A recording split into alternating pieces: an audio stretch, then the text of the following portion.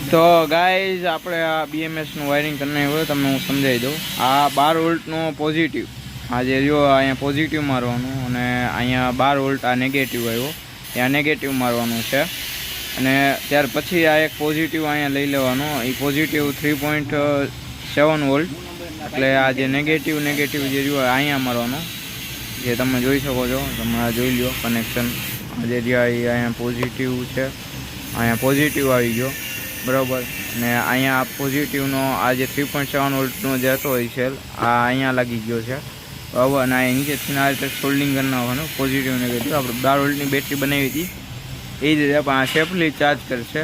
આ એક પોઝિટિવ 3.7 વોલ્ટનો પોઝિટિવ અહીંયા લાગશે, પછી ત્યાર પછી એ પોઝિટિવ અહીંયા લાગ્યો, ત્યાર પછી અહીંયા જે રહ્યો આ જે રહ્યો એ તમને અહીંયા લાગશે. આ જે 7 વોલ્ટ થાય તમે જોઈ લો 7 વોલ્ટ છે. અને બી પોઝિટિવ અહીંયા લાગશે. આ બેટરી પોઝિટિવ છે, 12 વોલ્ટ પોઝિટિવ અહીંયા લાગશે, અને એક પોઝિટિવ અહીંયા લાગશે અને બીજો પોઝિટિવ અહીંયા લાગશે. તો ગાઈઝ આ રીતનું કંઈક છે આનું કનેક્શન, તમે જોઈ લો.